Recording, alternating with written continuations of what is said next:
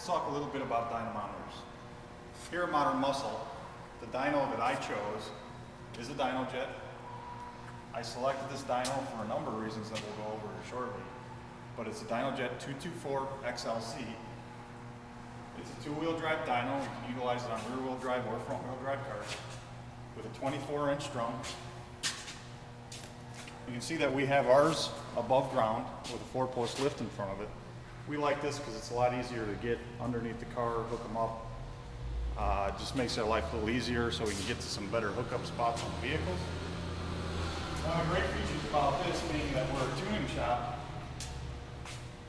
is this little box over here on the end of the dyno.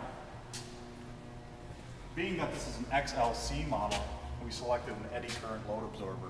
This basically acts as a big electronic brake. There's electromagnets with a plate, and we can actually dial in and program the amount of load that we put back onto the vehicle and absorb the torque.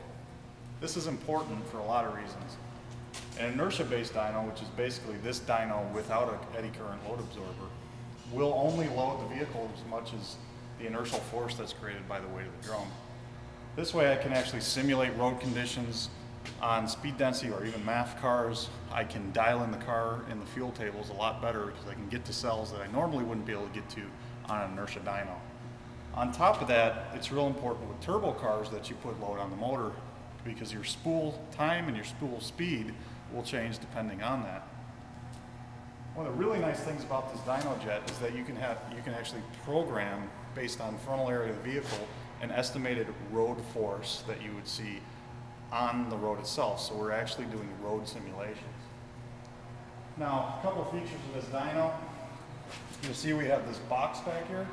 This is actually just an air pump. This here is your wideband sensor, and then we put that in your tailpipe of your exhaust. This is how we measure the air-fuel ratio that's coming out of your exhaust. Now, a lot of times, especially on high horsepower cars, boosted cars, and real critical cars, we'll actually take the wideband sensor out and put it directly in your exhaust and measure without the possibility of an inaccurate or lagging reading of your air-fuel ratio. You can see here we have the drum. Right behind this cover here, you have a sensor that will actually measure the RPM and the acceleration rate of the drum itself, and that's how we measure horsepower. This is calibrated at DynoJet, and this is something that we cannot change here at the shop. So there is no ability to fudge numbers, create higher numbers, or anything of that nature with a DynoJet. As we move forward in the vehicle, you've probably seen the wand when somebody's doing a dyno test. This is a real simple wand. You have a brake and you have a sampling button. The red is obviously the brake for beginning runs or turning off to start runs. The green is our sampling button. So we start and stop the sampling of horsepower with this wand here. And then we have our tack pickup.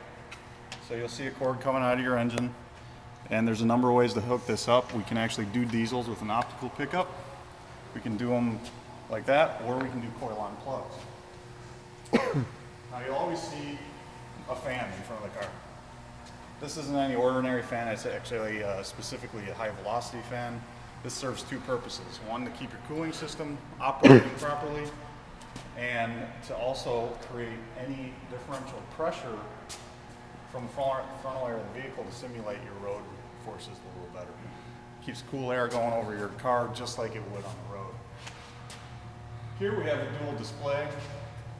We put a large monitor up on this post so that the tuner can actually see what's going on, monitoring what the car's doing during a run.